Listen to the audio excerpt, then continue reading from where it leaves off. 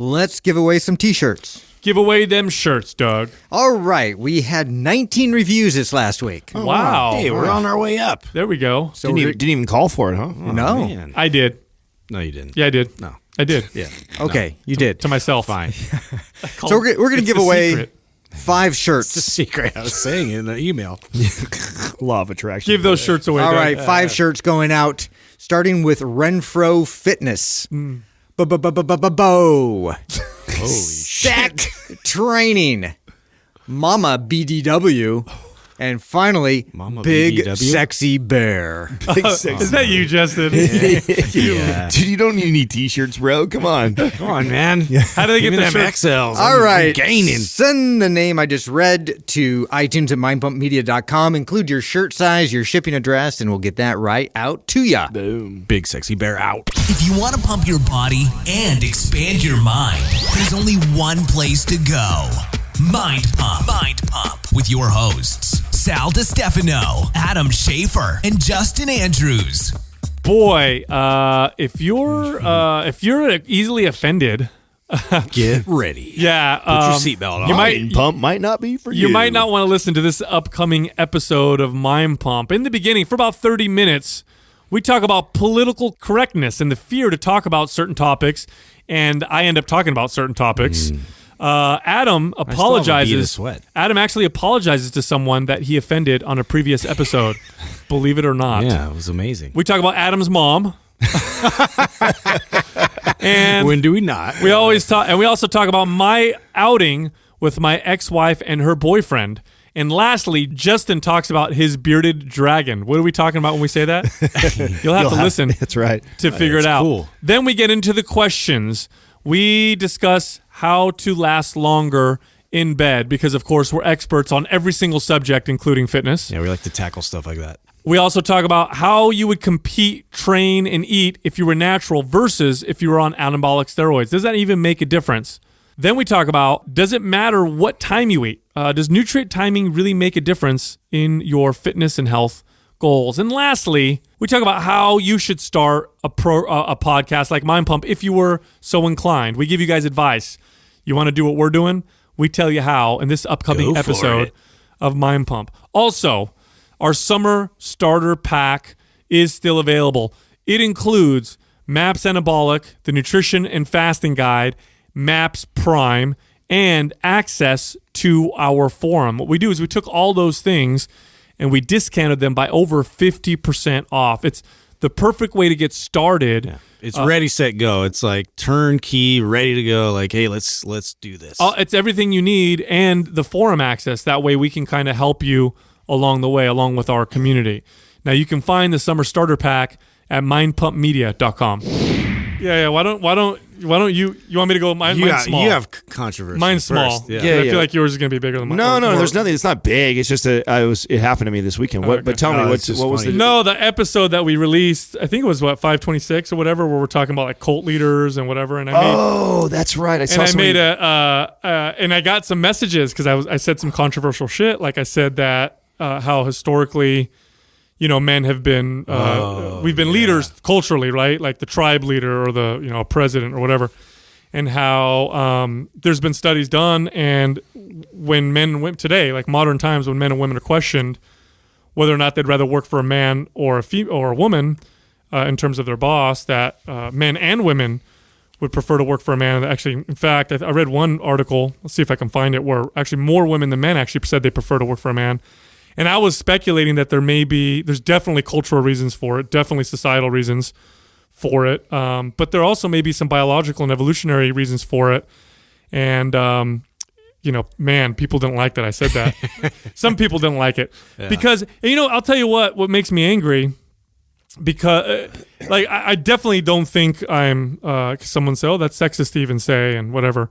Oh God. Which is stupid. If anybody that knows me, you look at the women, like look at my girlfriend, for example. One of the things I love most about her, even my ex-wife, I love very strong, independent people. I love to be challenged. I have a daughter, and I've heard people say things like, encourage your girls to do, science and to do math, because I feel like that might even be condescending, patronizing, dude. Come on. You know, it's. I don't. There's no difference for me one way or the other, and anybody who knows me will tell you that I don't. That I'm not sexist in the slightest. But nonetheless, what makes me upset is that there's subjects that have become. You can't talk about that. You can't talk about certain subjects at all.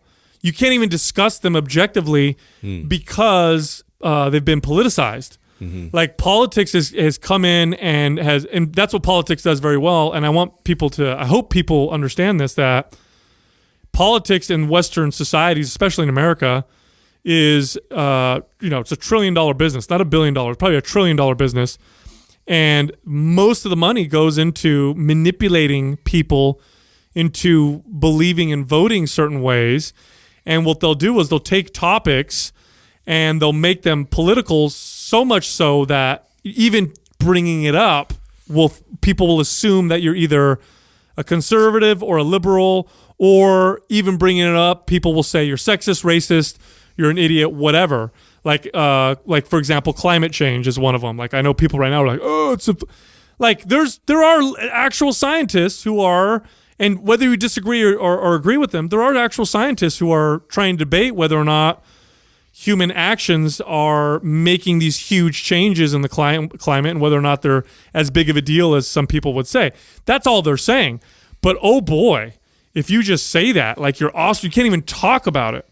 Or if someone does a study on the differences between men and women or boys and girls, like people get really upset about it. Like you can't even talk about economics is another one. This is what really makes me laugh. Like economics is kind of a science. It's like you look at it and you see supply, demand, this works, that doesn't work.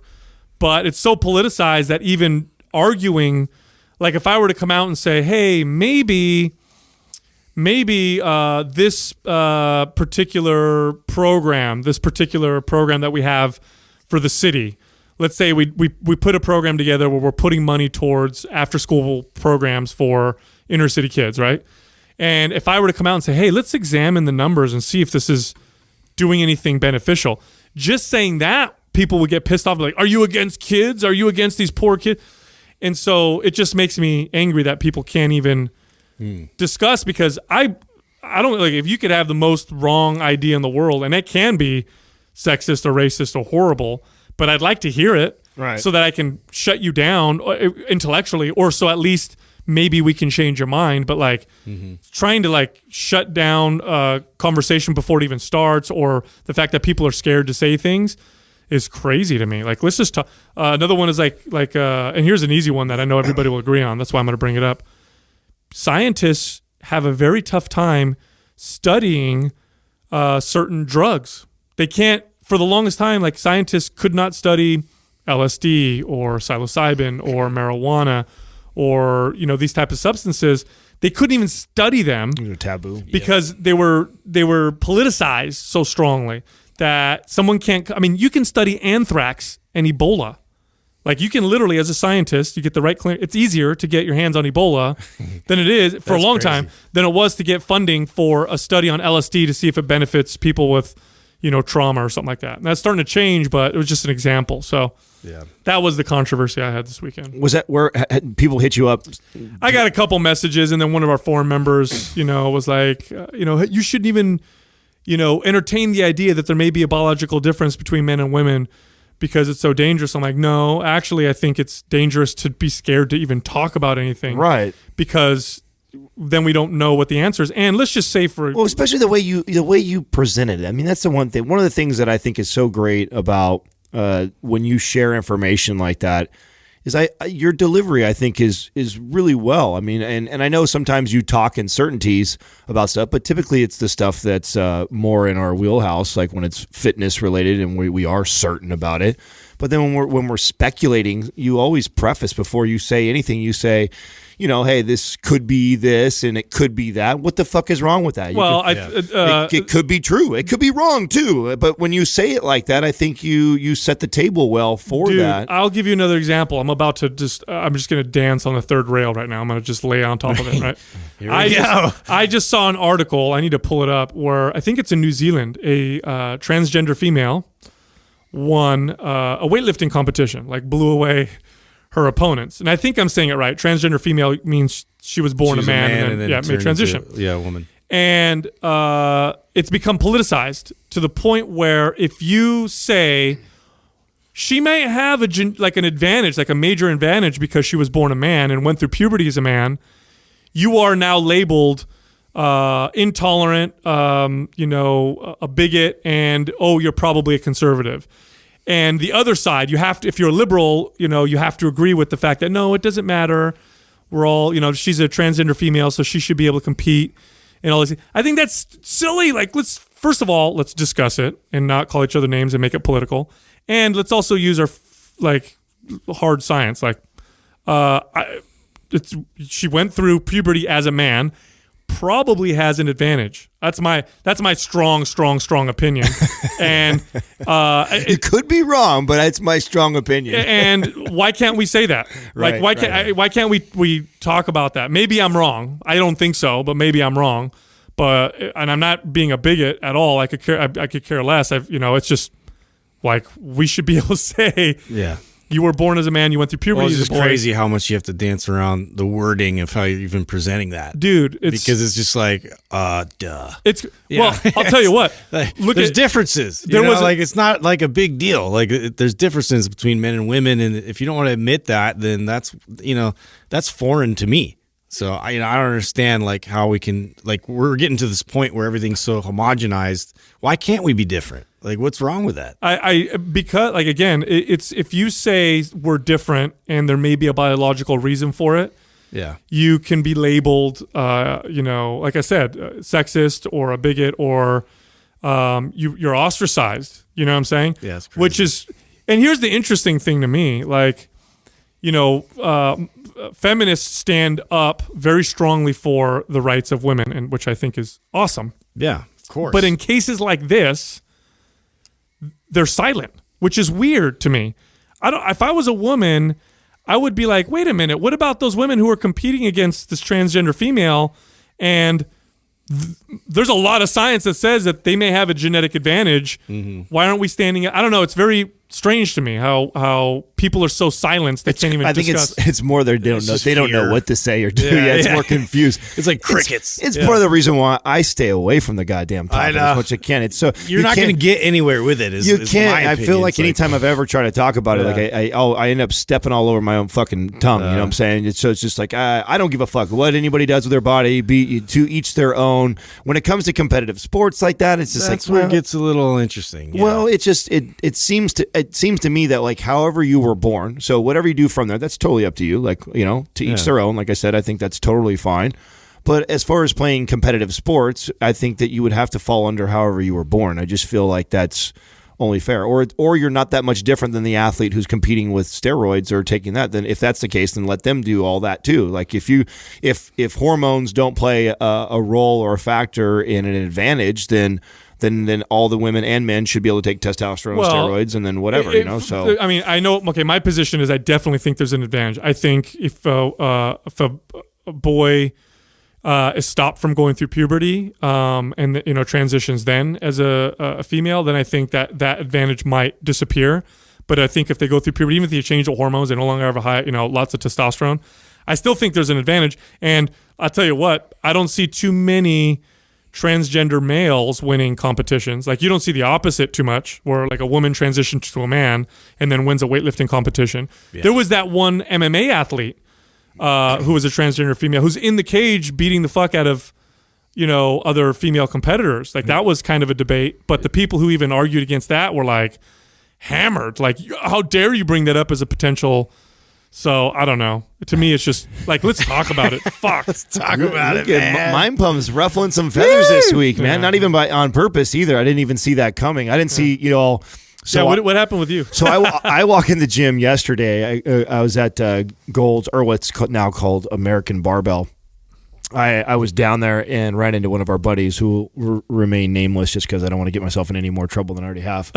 And him and I are chopping it up. We're talking. He's like, "Hey man, I was over at Tori's gym yesterday," and he's like, he said, and I was wearing my Mind Pump shirt, and he walked up to me right away. I was just like, "What the fuck's up with that? I'm talking shit, man." And I was like, and he goes, "What did you do, bro?" And I'm like, what? And it didn't dawn on me. I forgot that we had just did that episode, and that's why I don't know if you saw on the forum. I asked the Was forum. this the one where you said that he was doing too much cardio or something like that? Yeah. So so I do want to make a formal apology because I did he's go. your friend, isn't I he? did go, but yeah, I wouldn't call us like friends. Like we don't hang out. I've never until you spend the night at my house. I ever consider you that much of a friend. Like if I haven't spent the night at your house, you haven't spent the night at my house. Like we're just acquaintances. So we'd right? have sleepovers. I did that a long time ago. Yeah. So once you've slept over one time, we're now considered like friends, right? So Then he rubs your ears. you guys have both spent the night at my house at least once in your life, so we are now officially like cool. real friends, not just acquaintances or coworkers, Cool. right? Yeah. So Doug's still got to spend the night. Although He Doug and wants I to have see spent your the night morning together, glow. so it doesn't matter, right? So you got to spend the night together. To me, that's what forges a true friendship. Okay. So at this point, we're just good acquaintances, right? You know, we both compete. We're both IFBB pros, men's physique guys. And I got nothing but good things to say about the guy. And I feel bad because the only reason why it popped in my head was somebody was asking a question about, I don't remember what the question was. It was related to your body burning muscle. Oh, doing too much cardio. And us talking about the real science on how that works, that our body is actually adapting to be more efficient at running all the time. It's not literally eating up and burning muscle. And we were talking about that. Well, I had just that morning had tuned into his Insta story. And I follow what he's doing. I see his new gym and stuff like that, and I think it looks fucking awesome. Super happy, excited for what he's doing over there. He actually owns a gym. Yeah, a really nice one. In San fact, Jose? and I've been meaning to reach out and actually go over there and check it out. It's beautiful. He just finished it and opened it up. Is it all cardio? Oh, I'm sorry. I'm trying to do a formal apology here, dude, and you're throwing jabs right now. I don't even know him. I have no idea. Okay, start over. So I listened to it, right, and I didn't need where I went too far was I referred to him as a cardio queen, so that was inappropriate. So I apologize because that's an insult, right? It wasn't intended to say that. It flew out of my mouth because I have no fucking filter. The reason why I did though is I had just been recently following his journey, and he does a ton of cardio, and he's known for that. And he shares on his Insta story. So if you put it out there all the time, you should be able to talk about it, right? Like he's doing cardio 3 times a day, and they're 20-minute bouts, so whatever. It's in the public domain. But the point is, he has this really lean, incredible physique, and for guys that are in men's physique or bodybuilding are wanting to build more and get bigger. I was just using him as an example because I know he has a large page. So I apologize for the cardio queen statement. I didn't mean to, it was not meant to be a slide or a jab whatsoever. So I didn't need to go that far and say that. But I do stand by my statement that that's a fact. If you continue to do lots of cardio like that, that's what's going to happen, right? You're not going to be you're telling your body it's not advantageous for it to have a bunch of bulky muscle on it because you're running all the fucking time. So the point is that I was just trying to use that as an example and not trying to knock the dude and what he's doing. So, but I guess he walked up to our boy and said, what the fuck? What did I do to Adam? Why is he calling me out that? And I was like, oh shit. Well, you obviously respect the guy because I think for you to even apologize is a big deal. Yeah. Adam doesn't do that. No, he doesn't unless he actually means it. Well, because if he didn't mean it, what you would end up doing is doing a whole episode on why he should go fuck himself. Well, which you didn't. So it's true, right? Yeah. Well, I respect that he didn't. I respect that he didn't fire back because this is the way I envision it probably played out. Because this is what happens with people, right? I bet he doesn't even listen to the show that much, if ever. I'm sure somebody who does listen to the show saw an opportunity to walk over and start shit and be like, hey, did you hear Mind Pump Adam fucking talk shit about you on his show? And I bet he probably didn't even go and listen. I bet he probably just, as soon as he saw an opportunity to talk to one of our mutual friends, said something and knowing that it'd probably get back to me. And I'm like, it wasn't like I was talking shit. I'm not, if I was going to do that, you would know, and you would feel it for sure. You get tagged. Yeah. You know what though? I mean, it's true because the science is demonstrating now. You do lots of activity all the time, consistently. Your metabolic rate starts to adapt and slows down. And I talked about this in that episode where they studied these hunter-gatherer societies that exist today, and they were blown away that these hunter-gatherers metabolic rates, or at least they weren't burning more calories than the average sedentary person, which to them was like, how the hell is that even possible? But it's an evolutionary trait. So yeah, doing shit tons of cardio all the time it'll do that. Doesn't mean you're not going to get health benefits, Yeah, though. and it doesn't mean too. And I also want to point out, because there are examples of guys I know that run like crazy and are still pretty big. I mean, genetics still play the first role, right? The biggest. Yeah, they're still the big role. But what I have found is when you're a body type already, if you struggle to build muscle, like my frame, like I have, leaning out is very easy. Like I have that, I know we talk somatotypes don't really exist anymore, but for argument's sakes, we'll say, I'm an ectomorph body type, right? So it's very easy for me to lean out. I get on the treadmill and it like just falls right off of me. My body wants to be that. I've been fighting my whole life to be a bigger guy. So with somebody who's like that, if you're that person, this is a very important thing to pick up on and learn.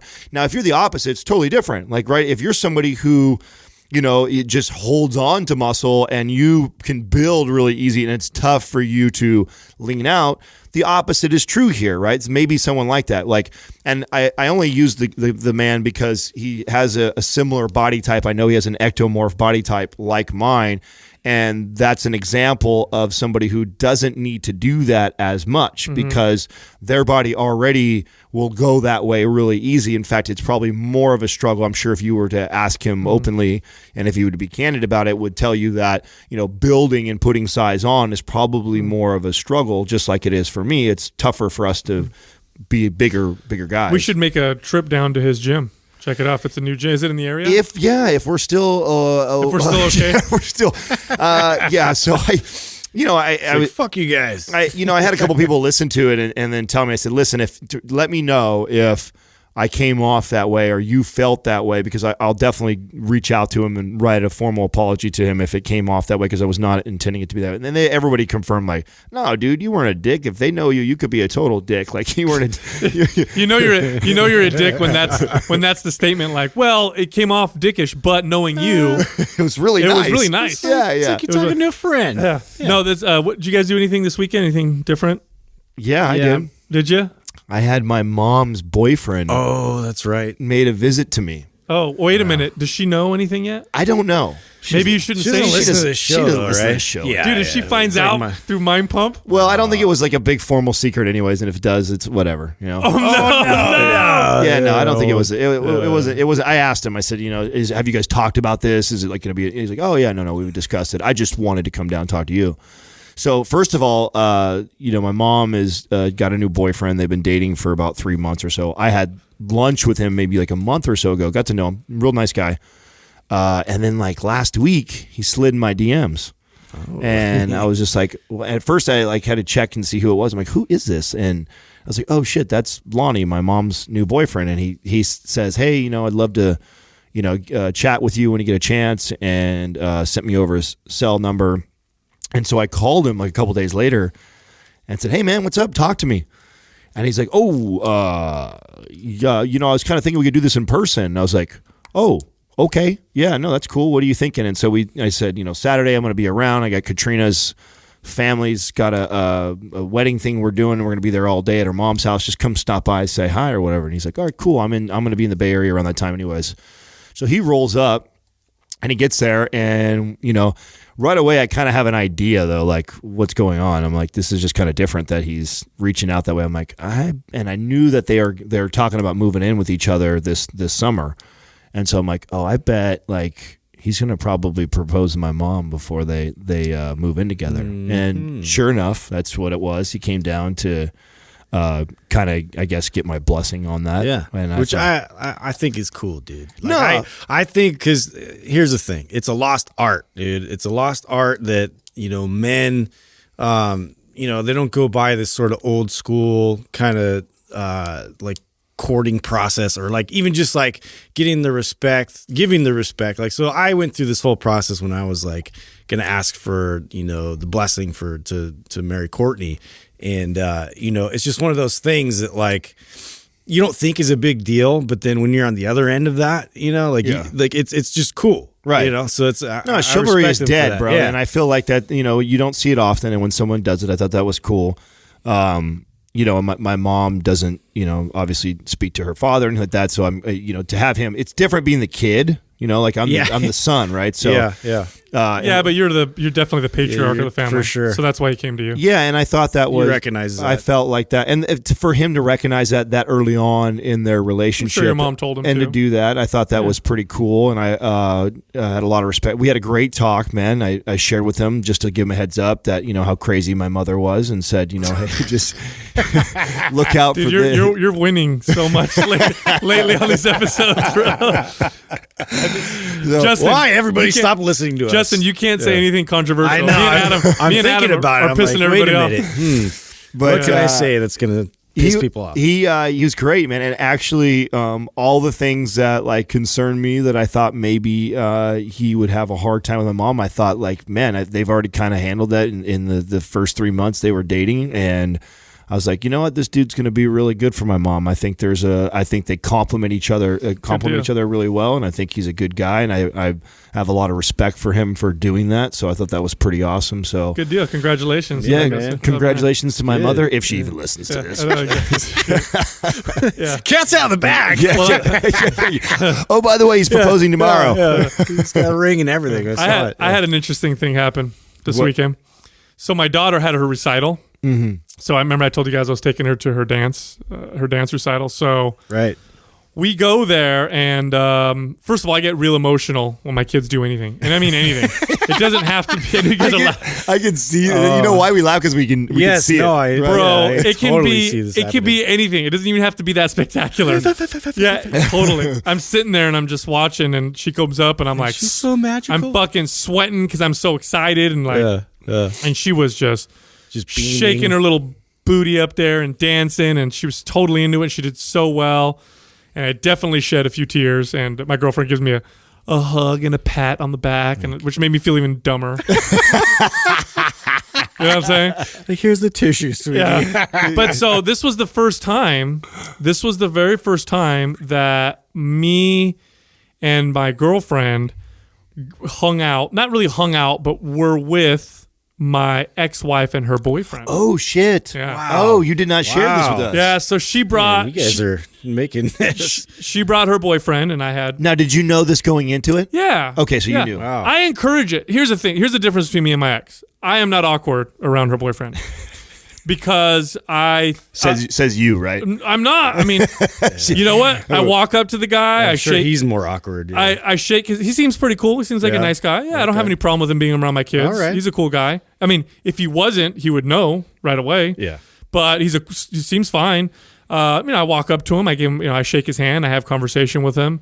What I'm trying to do is I'm trying to show my kids, because here's what happened that I notice. Here's what I notice with my children that I pick up on, is that when you're a kid and your dad or your mom has a boyfriend, even if they like the person, like my girlfriend's so amazing with my children, right? My kids love her, but I could see in the beginning how they felt like, could they tell her that they really liked her, and could they really have a lot of fun with her because they felt like maybe they were betraying their mom. You see what I'm saying?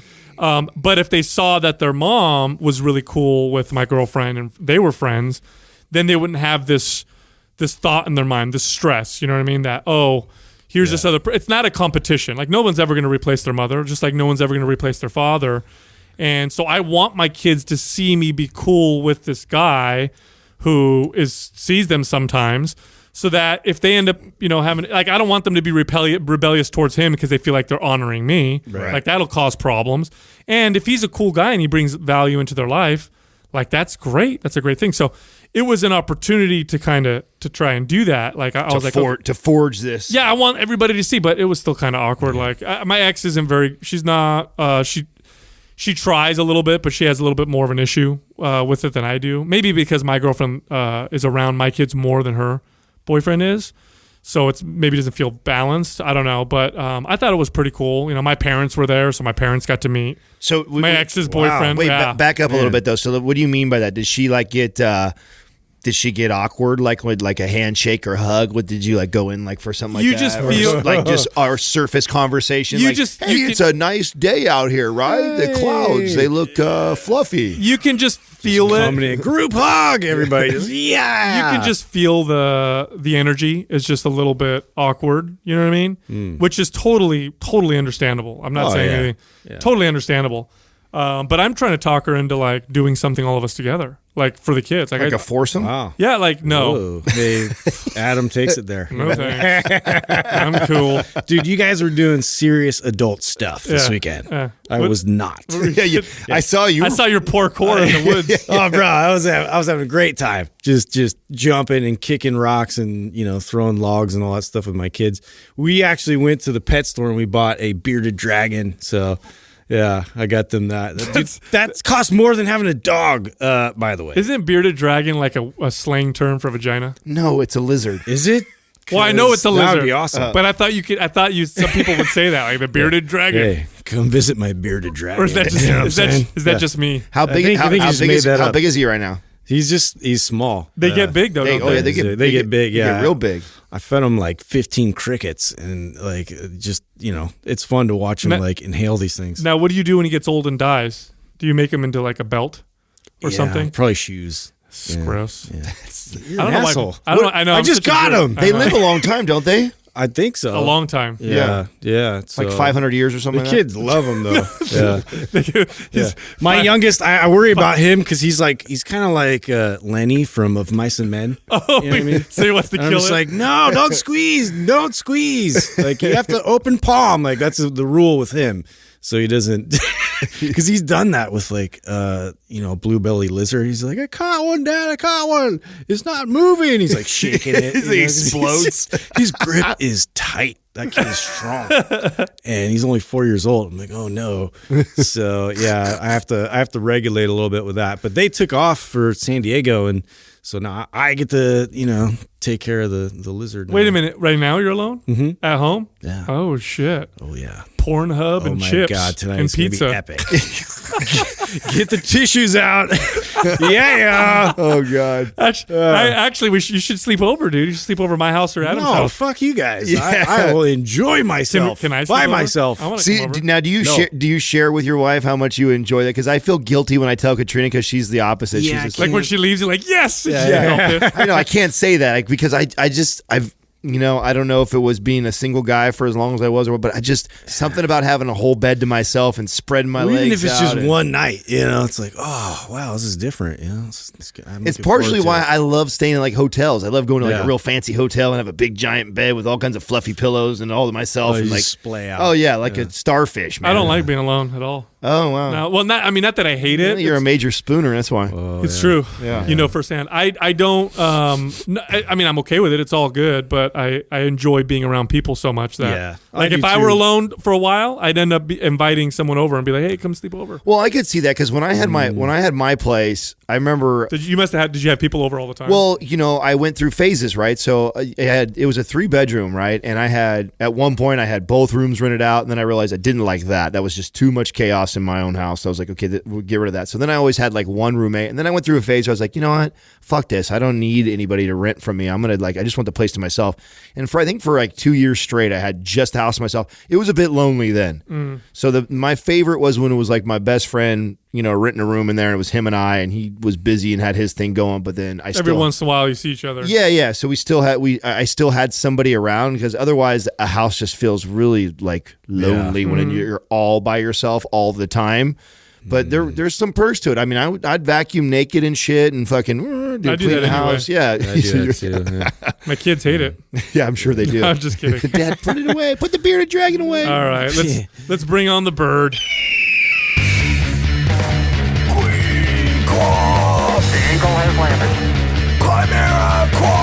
Today's Quaz is being brought to you by Chimera Coffee. It's the only coffee that is infused with all natural nootropics for a cleaner, calmer, and more focused buzz without the crash. Click the Chimera link at mindpumpmedia.com and input the discount code MINDPUMP at checkout for 10% off. It's the motherfucking quad. Eagle has landed. Our first question is from JC Martinez 96. This is a serious question. How do you last longer serious. in bed? Oh, JC usually finishes really quick with his girlfriend and is frustrated because he wishes he could go longer and did not have to stop when she is starting to enjoy it. Dang. Well, let me tell you. This is like old mind pump. age-old battle. I right feel like here. this is old mind pump type questions. I was like, you know what? We need to bring some. I love this question. Follow my method, and I guarantee you'll last Oh man, 120 seconds. all you gotta think is No, so something disgusting. Oh no. So you can definitely train yourself to last longer. One of the most effective ways to do it, believe it or not, besides thinking of shit while you're having sex to try and keep yourself from going over, is when you masturbate. This is legit. I now. thought of Roseanne Barr singing the national anthem. That's always Ooh, I almost finished. This is true now. This is actually a technique you can utilize when you masturbate. Bring yourself to the brink of orgasm, but don't let yourself orgasm. Allow yourself to come down a little bit, and then get back. Masturbate more. Bring yourself to the brink. Come back down, and you do this 5 or 6 times in a row to train yourself to control that feeling. This is actually a legit technique that I read about. Some people actually enjoy masturbating this way anyway. But recent study, confirmation. But that's one of the techniques to Doug's dying over there. That's because he saw you point at yourself. That's why. Who's got 2 thumbs and likes that technique? What are you guys talking about? This guy. But it's a technique that's actually, if you go to like a sex therapist or whatever, they'll actually try and teach you this technique to do this. Also, having, believe it or not, things like stress and the anxiety around it will actually cause it to happen sometimes. So sometimes what will happen with men is that they'll have so much anxiety over finishing too quickly that one of 2 things will happen. They'll either A, finish quickly, or B, they'll have issues with erection. So they'll go the opposite because they're so anxious about it. It's like when you're teeing off for golf and you're like, don't hit it in the water, don't hit it in the water, and you hit it in the water. Yeah, I mean, here's something you could do right now. Like, talk to your girlfriend about it and tell her, say, baby, listen, I get too excited. I want to finish too soon. So what I'm going to do is I'm going to let you know when I need to stop, but I'm going to keep doing stuff to you while I try to recuperate. And then we'll do this back and forth type of thing. And I don't even think she'll mind. She'll probably like that. You know what I'm saying? No. That might even be something she enjoys. No, of course. I think that's the.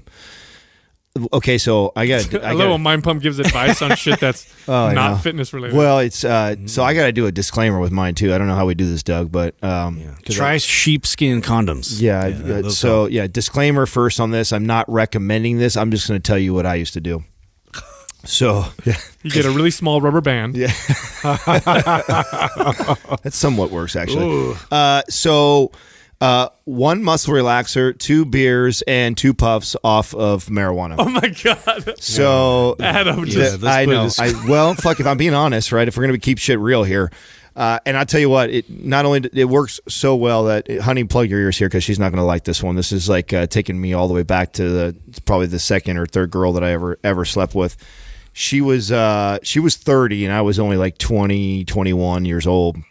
And I had figured this formula. I figured this formula out by accident. It was just by accident that everything had come together right here. Like I remember I was training hard and I had just happened to take a muscle relaxer. We also decided to go out. This is your personal story. Yeah. Don't do this shit. That's the disclaimer, right? So someone dying. I'm not recommending this to anybody because, of course, most of those bottles say do not drink with alcohol, doing those things like that. So I'm just gonna put it out there that this was something that I did, and I do want to preface this with this. I think if you are with your girlfriend and you guys have been together for a long time and this is still happening, this is a very awesome thing. So that's awesome that you can still just go that. I mean, I know you're trying to please your girl, but that's awesome that you are that hyped to have sex with the same girl you've probably been having sex with for quite some time. So that's an awesome trait to have, first of all. But I get the idea of wanting to do that. And I remember being 20, 21 years old, and I always dated or hooked up with older women. And you don't want to be the 20-year-old boy who, as soon as she touches you, you orgasm, right? So yeah, but when you're 20, you just go again, right? Yeah. Well, yes and no. I mean, I took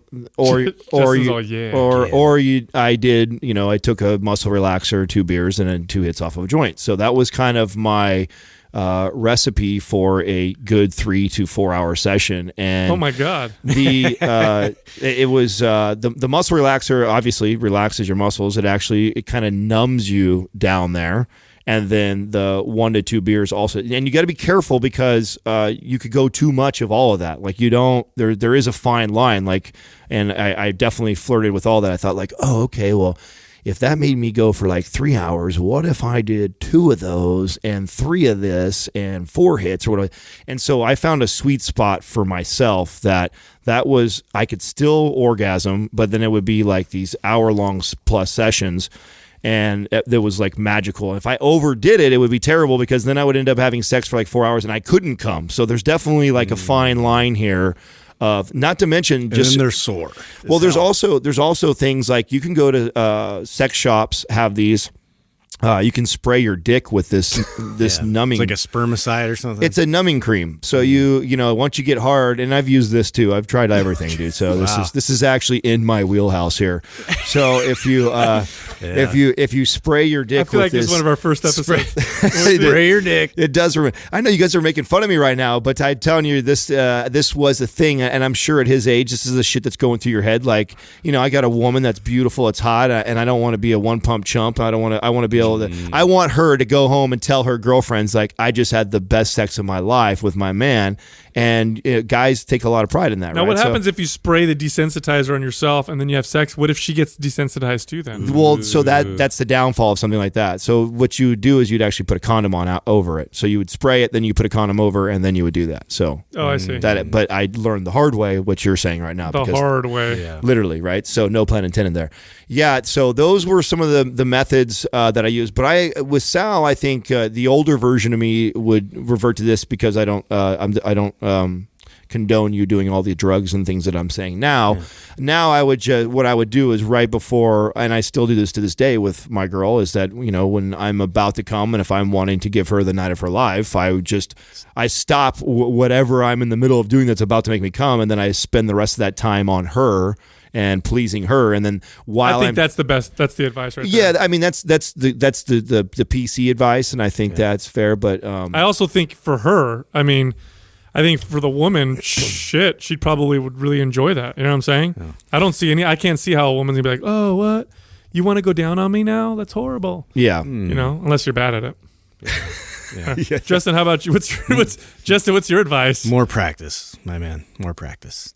Yeah. No, just take more swings, huh? Yeah. More reps. Yeah, that's fair enough too. You get through the honeymoon stage, and that's what I'm wondering how long they've been together. But I'm pretty sure our boy's been with her for a while, right? I think he's a longtime forum member and MP family. Like I think they've been together. Yeah, do you guys know? I don't know. You guys don't know? You guys know what that is, right? I have no idea. Yeah, I do. Yeah. Well, yeah, I know what it is. But yeah, I think they've been together for a while. I don't know. You have to let us know because if it's really fresh and new, dude, it's tough for everybody. Well, they do. I mean, they do have I don't know. They have condoms for that. Like the same thing you're talking about, where it like desensitizes you a bit. So, I don't know. I was never big on the condom thing, but Justin has the old. I've heard about it. Justin has the old school approach where it's like, this is a race, honey, and if I get there first, that's your fucking fault. You know what? You know what else? Oh, hey, bro. You know what's something? I handle my business.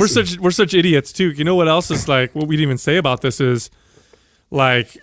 Lengthen your foreplay. Like spend a lot of time having foreplay, and then maybe she'll orgasm quickly too. Get really advanced with tools. That's what you said. I mean, that's pretty much what you're saying. Because if you're having sex and then you're about to come and you pull out and you do something else, that's foreplay is what you're doing. So foreplay is definitely to me that's a no-brainer. To me, that's I don't know about you guys, but that's the most enjoyable. I mean, I enjoy that more than anything. It's the whole fun pre-game it. Yeah, no. To this day, that's how I have sex with Katrina, is that we are foreplaying for a majority of the time, which is a good 45 minutes, an hour. Then the last whatever bit is having sex, and then the orgasm part. That's what it's like not having kids in the house, Justin. Yeah, an hour, but then they're too sore to walk. Okay, so, Justin, keep it like 20 minutes. Doug, bring us the next question, please. I think it's time for the next question. You know what I mean? All right, next question is from Young Gains Fitness. If you competed as a natural, how would this affect your training / nutrition compared to being on anabolics? So they're asking, what would be the difference in your training and nutrition, natural versus being on anabolic steroids? A little bit different, but very little. Yeah, you know what's interesting about this? The reason why you see such a difference sometimes is mainly because you get away with more. Yeah, that's exactly why. When you're on anabolic, so you tend to progress in spite of the mistakes that you make. I think what works best for you as a natural would also work best for you while you're on anabolic. That's to me, that's a no-brainer. The reason why and the only reason why it'd be different is out of pure laziness. To be honest, if I'm taking a bunch of anabolics, I know I can get away with having some shittier food in the diet. I know that I can get away with overtraining myself a bit. Like I know I can get away with some of those things.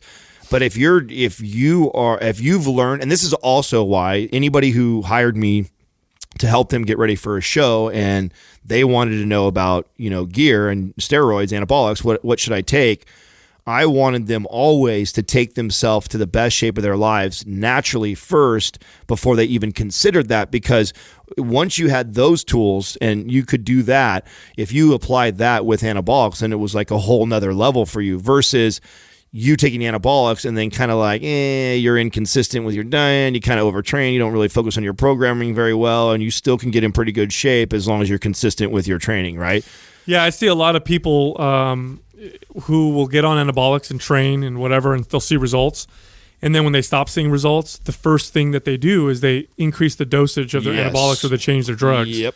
Rather than looking at the training and nutrition. And so it becomes all about the anabolics that they're on. And the drawback to that is you never really learn what works really great for you. And this is one of the reasons why I know people who've taken anabolics for a while and will go off of them. And then they have horrible results and they think it's because they have terrible genes and that they need to be on anabolics. And I've had discussions with friends and said, look, the reason why your body's progressing so horribly now is because you never really learned how to train your body properly. You're still doing the same stuff that you got away with before, but you can't get away with it now. There are some things with nutrition where you might benefit from changing a little bit by being on anabolics. One of those is increased protein intake.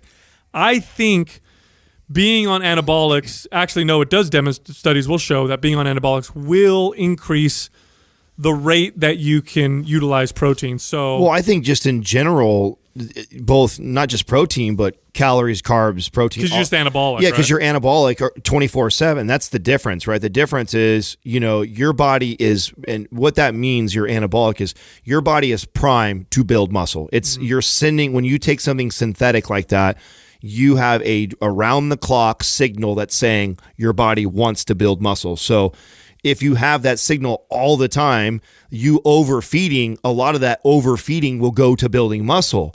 So that's the beauty of that is it's actually really tough to overfeed when you're on anabolics. And that's the reason why you see a lot of these meatheads when they train and they're bulking or building, they're just fucking eating everything in sight because they can, because all that extra shit that would normally make a natural person get fat, a lot of that is going to building muscle for them because they're anabolic 24/7.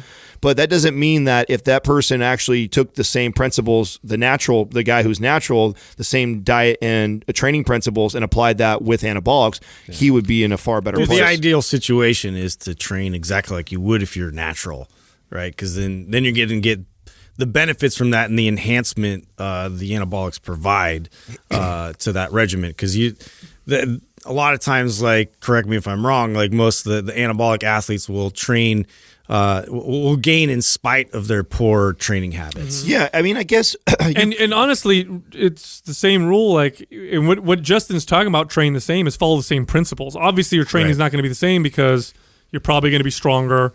You'll probably have a faster recovery ability, so you may be able to play with intensity a little differently, but follow the same principles. If you look at pro bodybuilders, some of the best pro bodybuilders of all time were natural for a long time before, like Kai Green, Ronnie Coleman.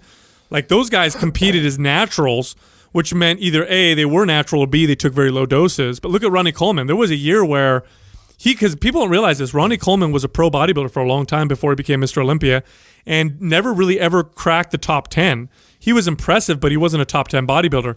And then one year, This was the year, I believe, Dorian Yates wasn't going to compete, so the Mr. Olympia was up for grabs. And everybody thought, I think Flex Wheeler, everybody thought he was going to win. Ronnie Coleman hits the stage, and he looked crazy. Like, all of a sudden, he decided to get on a shit ton of gear, and he'd already been competing for a long time. And the difference was ridiculous, and he destroyed everybody, destroyed the competition. And till this day, I think Ronnie Coleman's one of the most dominant bodybuilders of all time. In fact, my opinion, if he hits the stage, if Coleman and his best hit the stage now, nobody could touch him still. Well, yeah, absolutely, because of his size. I mean, size, conditioning. I mean, the guy was just everything, right? Yeah, no, he had but he looked crazy when he competed as a natural. And again, I don't know if he was natural, but he was definitely on less stuff. But even then, he looked crazy. His back, his wheels, everything was crazy. Yeah, I would, being a guy who's trained his body several times in both worlds, when I'm on anabolics, I'm training, I'm increasing my volume at a faster rate. Okay, so that, where now, like, I'm a little more strategic about increasing volume. In fact, I kind of lean more on the less is more type of deal, where when I'm on anabolics, I kind of flirt more with that's probably a little more than I needed, but that's okay because I'm on gear. I'm going to probably recover fast enough to be okay. So that's really the difference with the training. And then the nutrition is, I get to be lazy. I don't have to be so dialed about my food. It's just like, as long as I hit my main targets, I can overconsume, and I don't have to worry about a lot of that going to fat. In fact, a lot of it will end up packing more muscle on. But I definitely think this is also the trap that a lot of guys that utilize steroids as their only way or their main way to get them in the best shape of their lives is they now attach that to the steroid, and they think it's that. And a lot of it is that for them because they're getting in good shape despite all their poor training, their poor programming, and their poor nutritional habits. And one piece of advice, if you're on, because I've seen this happen too. I've seen people go on gear for the first time and then all of a sudden dramatically increase their volume and their intensity because they're like, oh, I'm on steroids. I got to ramp everything way up. And then they barely gain any muscle because they went into overtraining. Just because you can doesn't mean you should. Remember that. So if you get on anabolics and you're like, wow, I could do 2.5 hour crazy long workout and barely get sore, doesn't mean that that's effective. No. You still want to. You'll get away with a lot of shit, but it doesn't mean it's the most effective way to train. No. And there's still the same rules apply. Where we are still trying to do the least amount of work to elicit the most amount of change. So, there's no reason to ramp up your volume that fast. The difference is I would be ramping my volume up at a faster rate than I would if I was all natural. But still the same rules apply where you want to inch it up every single week to 2 weeks versus progressively overload versus doing all of it because you feel amazing right out the gates, Quick interruption by our sponsors, you guys. Lots of people have been asking us how they can support the Mind Pump Mafia family. Our first one is our Chimera coffee that we love. You guys go to chimeracoffee.com. That's Chimera with a K for 10% off. Don't forget Mind Pump at the checkout. We also have our BigTopBeardCompany.com for 33% off. Also Mind Pump at the checkout. Also Brain FM. We talk so much about this for sleep and meditation. It's brain.fm for 20% off. Also Mind Pump at the checkout. You guys, we also talk a lot about books on here all the time. We're using that Audible. You guys can get a free trial, 30-day trial, plus one free audiobook if you go to audibletrial.com/mindpump. And then last, we get lots of people asking about Ben Greenfield's CBD supplement, so we hit him up to hook you guys up. You go to getnaturedblend.com/mindpump for that discount. Our next question is from Healthy, Happy, and Free. They have heard it doesn't matter when you consume calories, but they have also heard that they are better consumed at certain times. What is the truth? Is eating most of your calories at night detrimental to muscle growth? So ultimately, in the grand scheme of things, when you consider nutrient timing, when you consider what you eat, in terms of your calories, your macro breakdown, the quality of your food, if it works for your body, the timing of your food is way down the list of importance. It doesn't make nearly as big of an impact, not even close to calories, macros, and quality of food.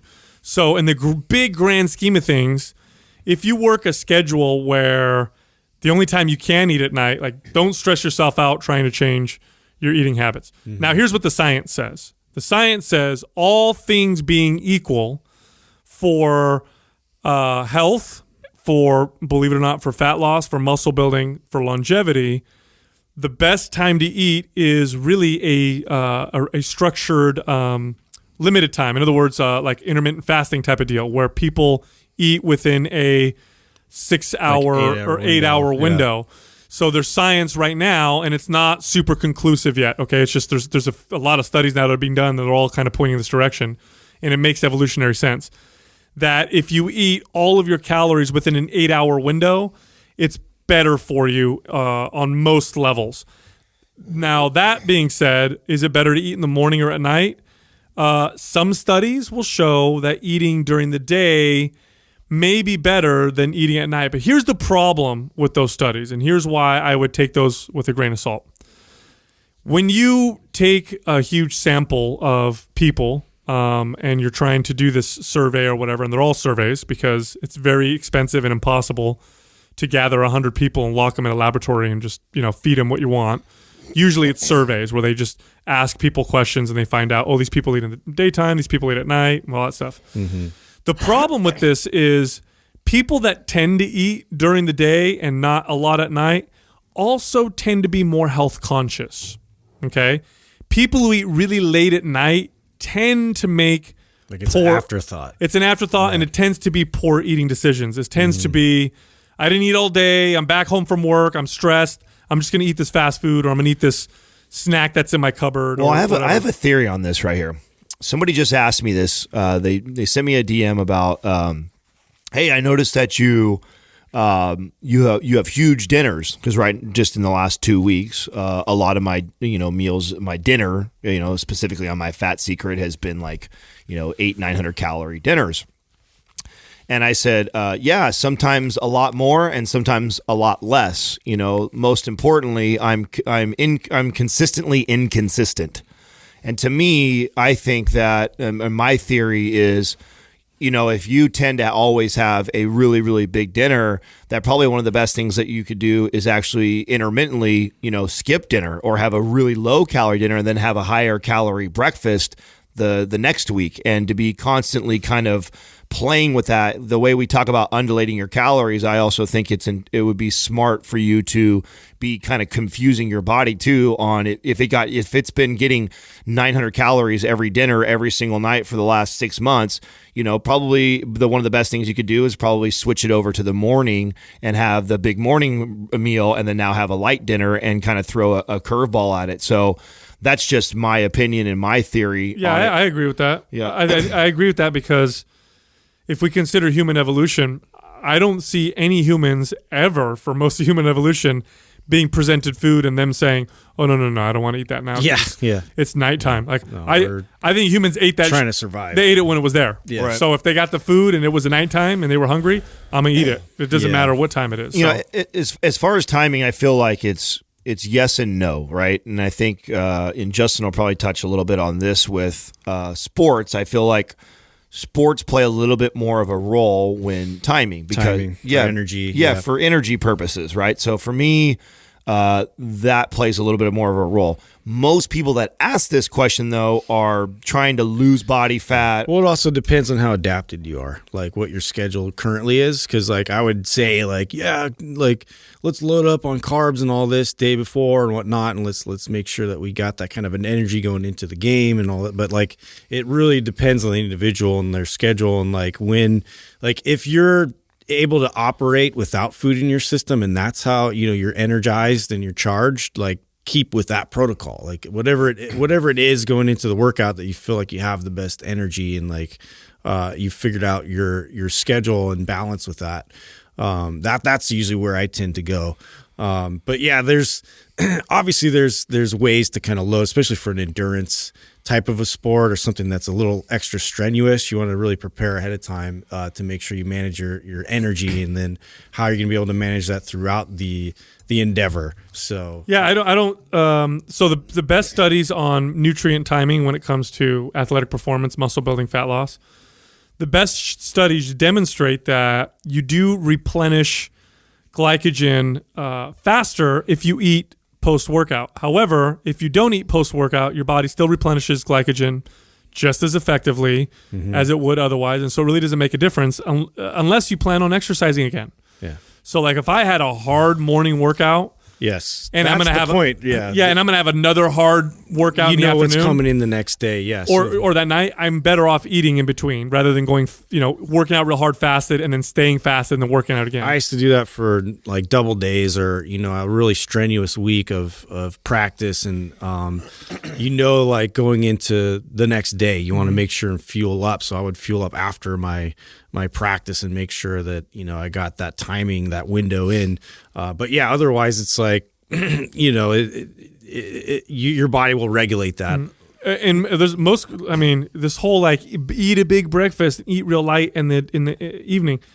That's kind of an American thing. I don't see too many other cultures doing that. Like, I don't think the Japanese and the Chinese have massive breakfasts. I think they have small, very, very light breakfasts. I know in Italy, in Mediterranean cultures, we don't have a huge breakfast is very much an American thing. In fact, if you go to Europe, many European countries, especially the Mediterranean, there aren't too many breakfast spots where you go and sit down and have these big breakfasts. I know my cousins come and visit. They kind of trip out over that, where I'll take them to like these breakfast joints where they got big pancakes and stuff. They're like, oh my gosh, man. Like it's the morning. I'm not that hungry. Personally, for me, eating a huge meal in the morning is super counterproductive. Yes. I feel like shit the rest of the day. I feel so much better eating at night. And this is too where I used to fight coaches all the time, because the protocol was to then go in the morning and go to these buffets and eat like your pancakes, your waffles, like all this eggs and bacon. And I just found, because we would play around like 2-3 o'clock in the afternoon, and it would just completely drain me of energy. And I was just like lethargic and like mentally unclear, and going into the game, I had this fog. And then I just realized I just decided not to eat breakfast and then go into the game. And I loaded up more the day right before that. Yeah. And that really helped. So my energy levels were way better. You know what, nutrition timing for somebody who is trying to get like in just overall shape, like lose body fat or build muscle, reminds me a lot of the isolation movements that guys do for all these like sideways chest press and like this weird like angle just to hit a certain tiny little muscle on the body. And I actually had this conversation. I ran into our buddy Johnny not that long ago, and him and I were bullshitting back and forth, and he's getting ready. He hit stage in 3 weeks, and I was telling him how great he looks right now. And I was like, man, it's getting crazy in this gym, man. The more and more I come in here, the more I see these stupid exercises that these people are doing. And here's the deal, like, and he's a guy who does a lot of these stupid exercises. And why it's not stupid for him is because of where his physique is at. Like it's like and same thing goes for like the meal timing. You will see me as I progress through this whole journey on my Insta story of getting in, competitive shape again. I will start to time my carbohydrates around my pre and post workout. Yeah, you've done everything else. Now you're starting to play with it's like putting a wing on a fucking Honda Civic. Yes. Like there's no why. Yes. It's not gonna do anything for you. No, that's exactly what it is like. It's tough, man. And that's why I use the analogy of why it's like the isolation movements. It's the same thing. So when I see like this little skinny kid, who's, trying to build, you could tell he wants to build muscle, and he must have just saw Joey Swole's fucking Instagram doing a sideways chest press. And so he's in there doing that. I'm thinking to myself, man, this kid, I know what he's wanting to do and what he's trying to do. He's really wasting his time with a silly exercise that he could be doing big barbell movements and dumbbell presses and exercises that are going to build so much more muscle on his chest that is going to make his chest look so much better. But he thinks right now that by turning sideways on this chest press, he's going to get his inner chest worked more, or his lower pec, or whatever fucking Joey Swole is saying that it does. So these guys will do these things, and it's not that these types of movements don't have a place. Just the people that are doing them have no business really doing them yet. It's just you have other big rocks that you should take care of first. And the same thing goes with this nutrition timing. It's not to say that there's some science that doesn't support having a 4-to-1 carb to protein ratio post workout within the 20-minute window isn't beneficial for the body. Like, sure it is, but you're splitting hairs when you talk about what a difference it's making in your overall physique in the grand scheme of things. There's so many other things that that you should be stressing about than you should be actually worrying about carrying a shaker with you that as soon as you get out of the gym, you take it, because that's silly to me unless you're at the competitive level that your body is already so dialed that you're trying to squeeze out every little tiny extra thing that you can give you the competitive edge. Then it makes sense. Then it's like, okay, I get why that guy's doing it. But if you're somebody who has and you know who you are, like if you don't look like a fucking pro physique guy on stage,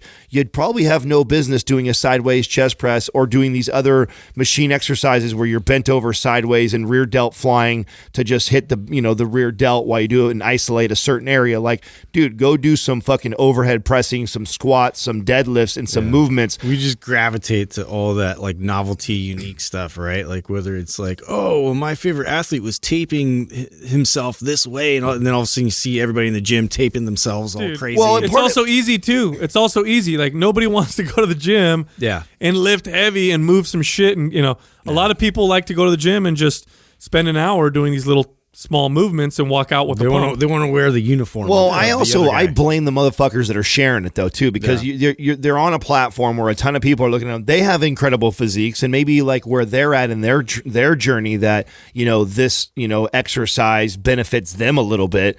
But they've also done a ton of, they've laid a huge foundation to get to that point where they even have any sort of, and they're probably in the gym for 2 hours plus a day. So it's like, okay, if you've already been in the gym for an hour and you hit all the big major movers that are going to build muscle, and now you're over there doing a sideways chest press, then fucking to each their own. Do it if you want to. But it's the same thing goes for the meal timing. Like, dude, if you got 30 pounds of fat to lose and you're fucking racing home, or you're carrying your shaker cup to get your 20-minute anabolic window in, like, okay, dude, what you should be doing is actually not drinking the shaker cup, walking on the fucking treadmill. That's going to benefit you, burning more fat than anything else. Or vice versa. If you're somebody who's doing the sideways chest press, all these isolation movements, and you're trying to catch your 20-minute anabolic window, no, you should be doing some barbell presses or squats or deadlifts, because that's what's going to benefit you, your physique, more than anything else. So it's really about prioritizing. And when it comes to nutrition timing, it's way, like Sal said, at the bottom of the list as far as priorities. Sure, is there some sort of an advantage to it?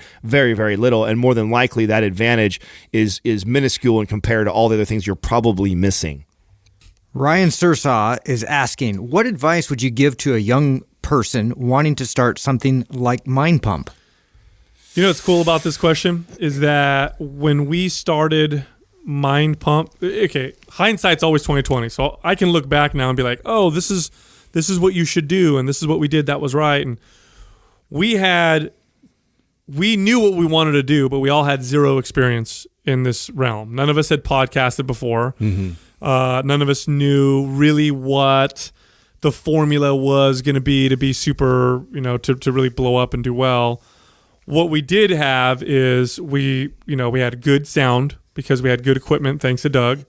And we also got on the mics and did not hold back and were honest. And, with all of our combined experience, had lots of knowledge that we wanted to share. Right. So the advice I would give you, if you're going to start a podcast or you want to start something like Mind Pump, well, number one, have some life experience first. Yeah, well, not only that, but see what other people are doing right and pay attention to that. But at the end of the day, really got to be true to your message and what you're saying, because what I've noticed through podcasts or anything that people really like to listen to or watch is the message is important, but equally as important is the passion that's behind it and the realism that comes across. So if you're talking about something, but you're delivering it in a way where people are really enthralled to listen, you're going to do much better than someone else who may be even delivering your great information as well, but they don't deliver it very well.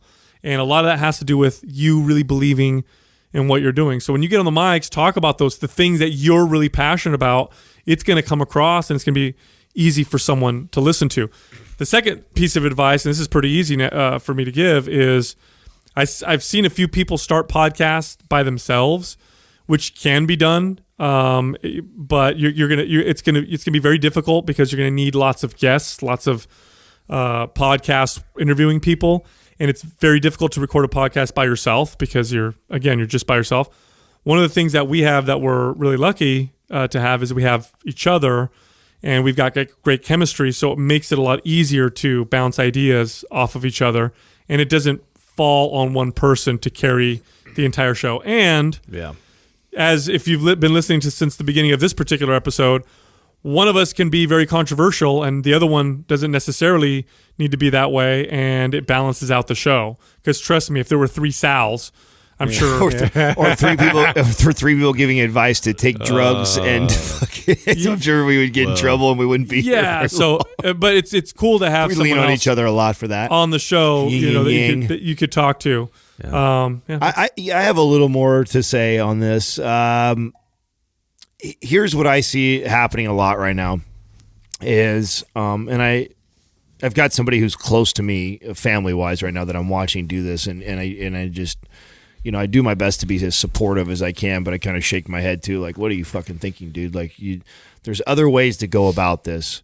I think what happens, a lot of people someone sees like Mind Pump and they go like, oh shit, look at those guys. Like, they're not even that smart. They're not even that good looking. Like, they can barely fucking just bought some mics. Right. And they're like, I could explain some of the shit they talk about. Like, I can start a podcast and do this. Well, before any of that happened. Maybe that's true. Maybe it is true, right? Half of it. So I think that there's ways for you to start to build a network before you jump to a platform like podcasting or YouTube, and many other platforms that are big like that you can monetize.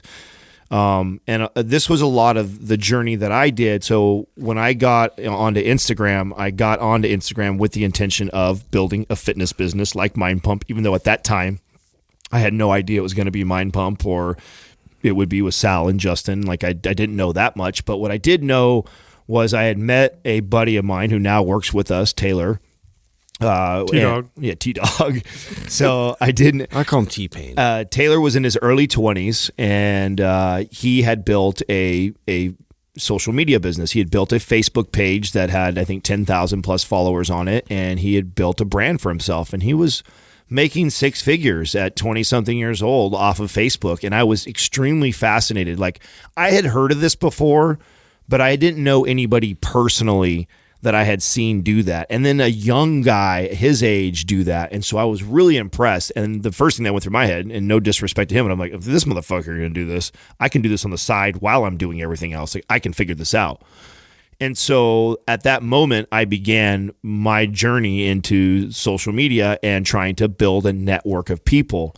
Now, I made a lot of mistakes that I could go on all day about and share that process. But I think first trying to build a network of people that want to listen to what you say, and using a platform like Facebook, like Instagram, like Snapchat, these are all fine. And I think different platforms will appeal to different people based off of your personality. So maybe you're funny and you're goofy and you're creative, and so Snapchat works really well. Or, maybe you write like really good posts like Sal does, and maybe like a Facebook platform that's better for reading is more you. Or maybe you've got really good talent and a really good eye for taking pictures and photos. Or just gorgeous. Or or you're gorgeous and you have a badass camera or whatever, and so maybe Instagram is a great platform for you. Whatever that may be, I think finding the platform that fits you the best first, and then trying to build a network of people, like-minded people, because that's important too. Like, you want to fit a genre, right? So how Taylor built a good business was, I'll give you the short version of what he did.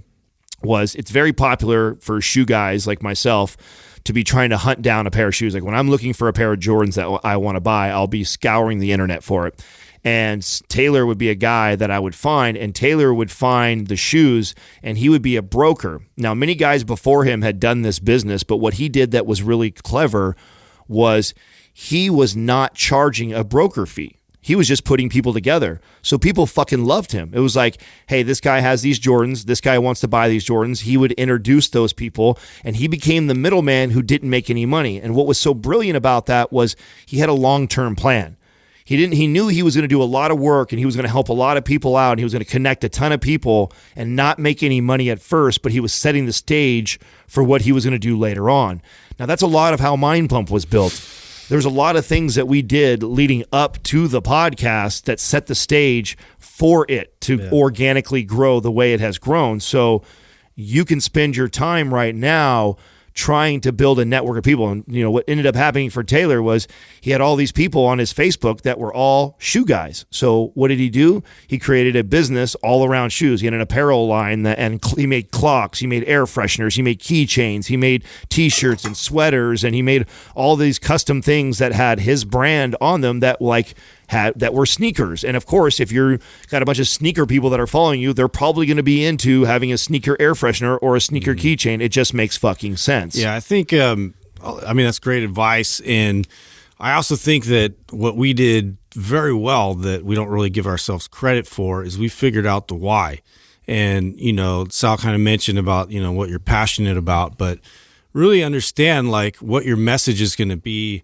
Excellent point. And ours was really to be counter information that challenged the status quo and challenged what is considered common knowledge within the fitness and wellness community, and then also to bridge that gap between wellness and fitness, which there's a huge disconnect between the two, and we felt that there was a need to mend those two communities together.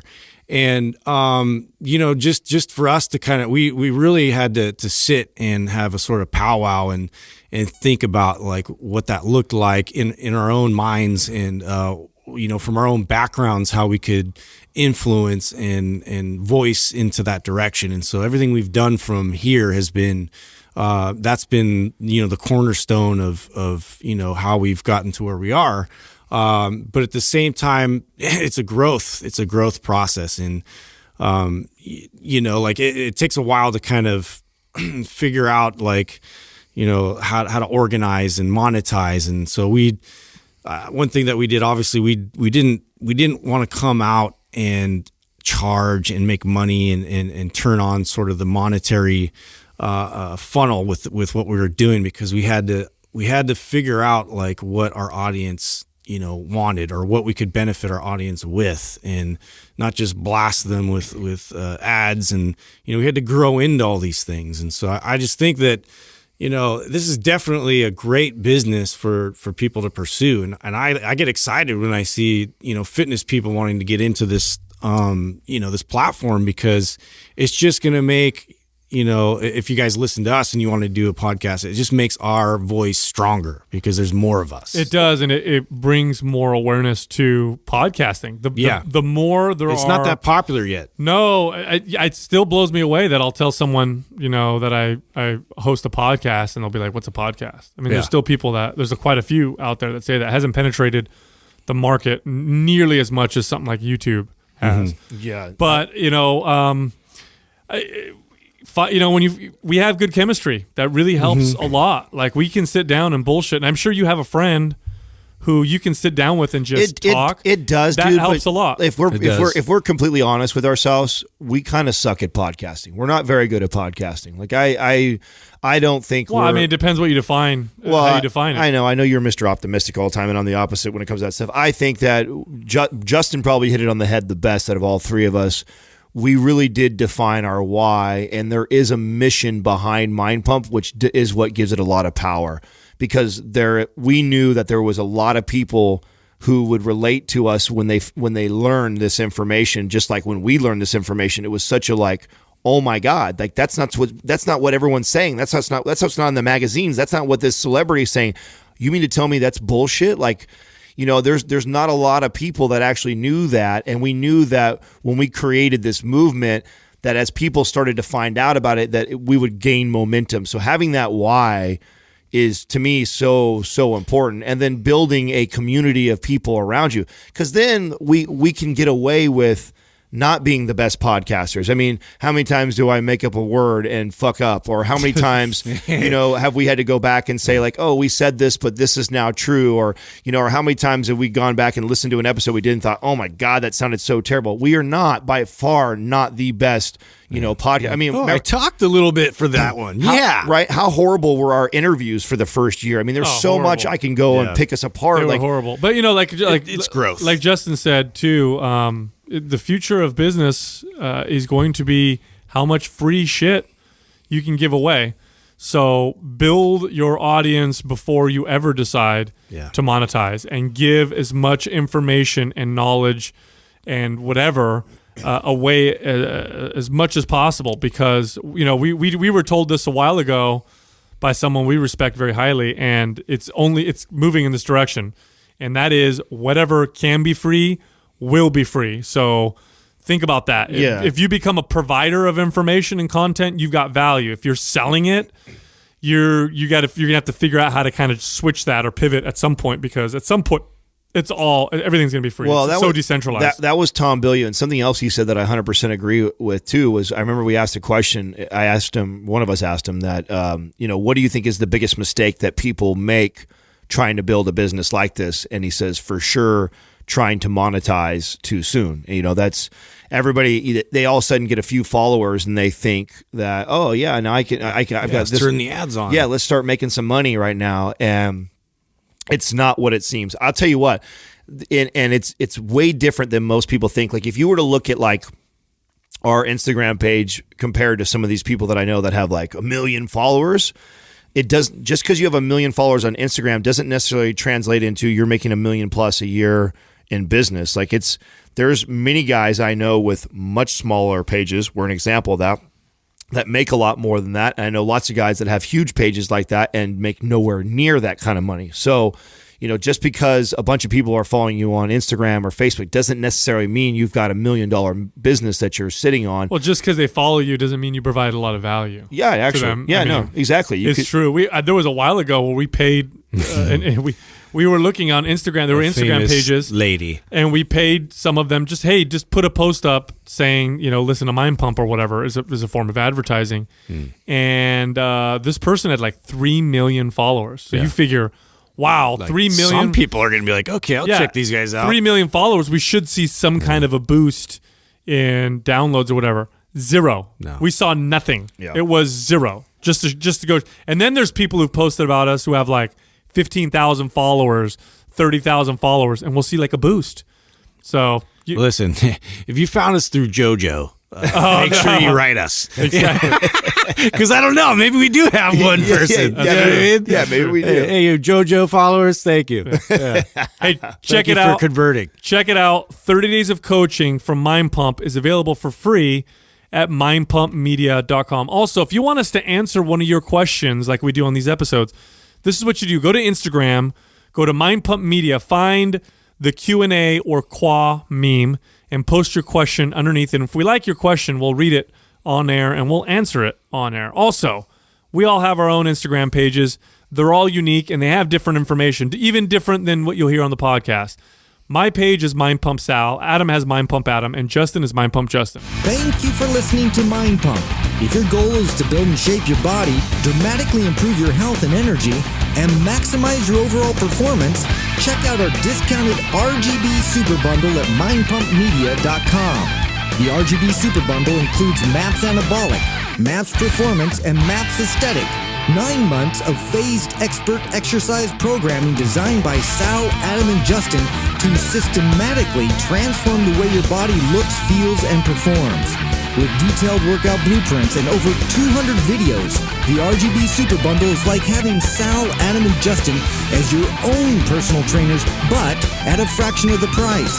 The RGB Super Bundle has a full 30-day money-back guarantee, and you can get it now plus other valuable free resources at mindpumpmedia.com. If you enjoy this show, please share the love by leaving us a 5-star rating and review on iTunes and by introducing Mind Pump to your friends and family. We thank you for your support, and until next time, this is Mind Pump.